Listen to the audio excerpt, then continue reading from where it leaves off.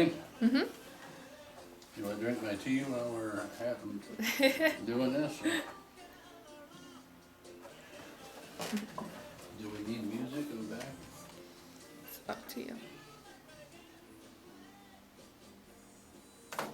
All right. Is it going? Yep. All right. We're dealing with a Southwind Stuart Warner combustion heater AD, and I'd just like to bring to the forefront the reasons why this AD was produced or came about back in the late 70s, actually in the early 80s.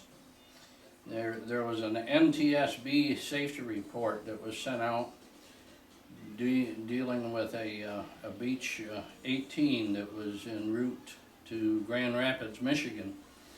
And the pilot reported an engine fire. He was in contact with the approach control.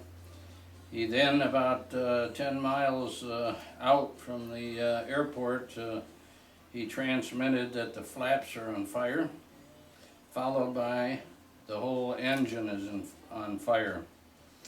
The aircraft crashed about 6 miles short of the airport and burned. The pilot and 3 non-revenue passengers were fatally injured.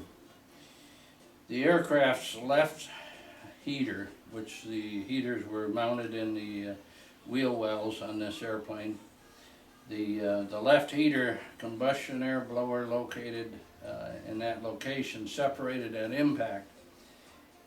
They found in the wreckage the combustion heater itself also.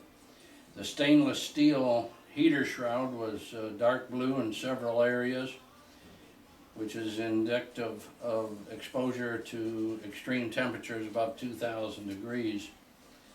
The heater was disassembled, found that the combustion air orifice was about halfway open. There was soot in the combustion air chamber behind the fuel nozzle. The fuel valve seat was cracked in a couple places. The igniter was corroded.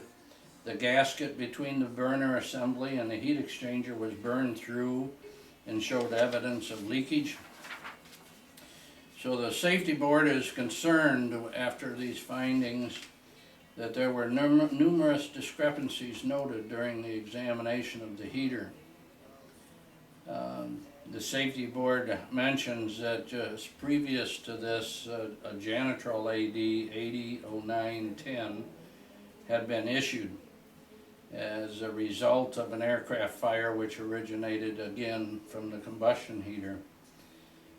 Insufficient heater inspections, especially of the combustion liner,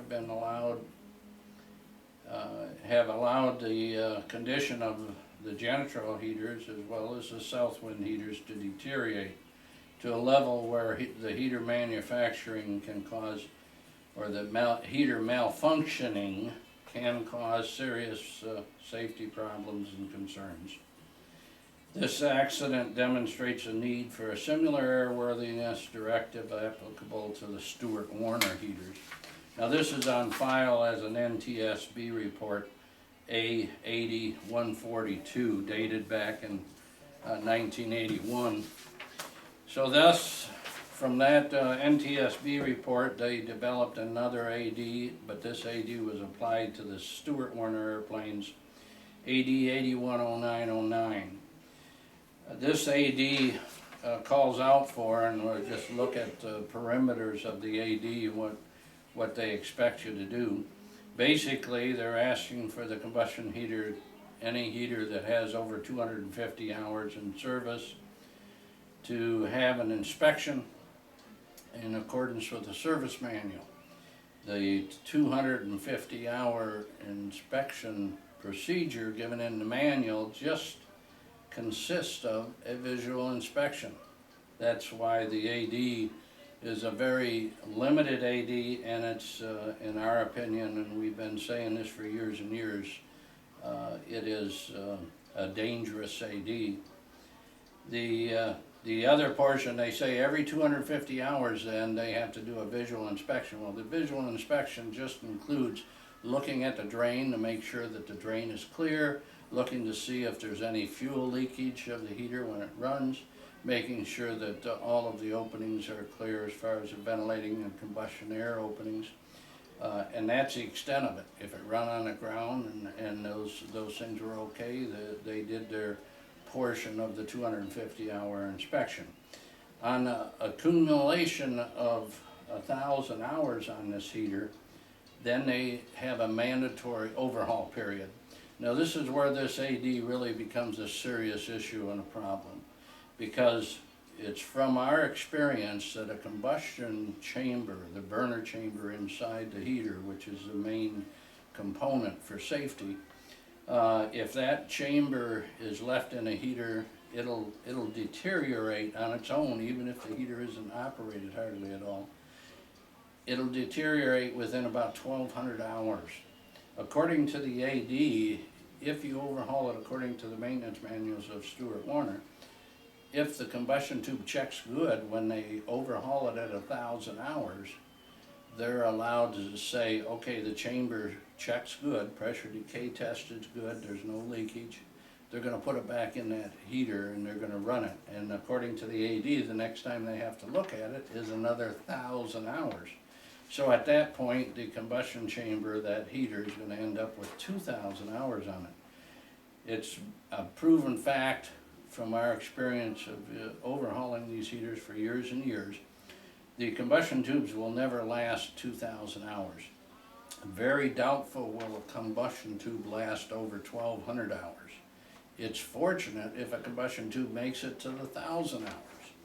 So if they do it according to this AD and according to the overhaul manuals that Stewart Warner produced, they will overhaul it at 1,000 hours. If the combustion tube checks good, they'll stick it back in the heater, they'll return it to service, and they don't have to look at it again for another 1,000 hours.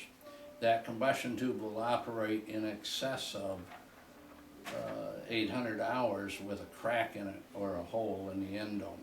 So that's the reason why this AD is a bad AD. We'll close it at that. Okay.